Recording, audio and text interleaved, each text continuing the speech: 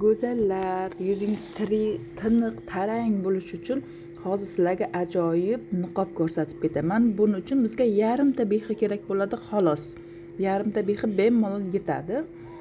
Yarimta behini olib mana shunaqa qirg'ichdan chiqarib olamizda, unga 2 qoshiq qaymoqni qo'shib yuzga suramiz.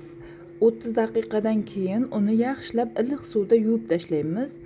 Bu terini vitaminlarga to'ydirib, sovuq kunlarda sizga juda ham asqotadi. Endi kunlar bundan keyin sovuq, ham behi sezoni bilasiz. Yuzdagi ajinlarni ketkazishda yordam beradi. Buni albatta tayyorlab ko'ring. Bu homilador ayollar uchun ham bo'laveradi. Homilador ayollar buni qaynatib ichsa juda ham foydali. Suv loyqalanishini tiniqlashtiradi. Suv loyqalangan bo'lsa agar tiniqlashtiradi. Vitaminlarga boy.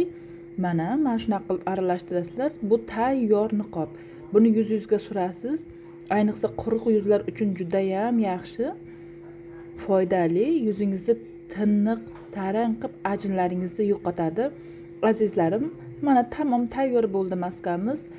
Hamma qizlarimiz yuzi doim tarang, chiroyli, hamisha yosh va go'zal bo'lib yursin. Go'zal qizlarga go'zal qomat, yigitlarning cho'ntagiga daromad. Keyingi videolarimda ko'rishguncha Allohimga omonat bo'linglar. Menga obuna bo'lib, like bosishni unutmang.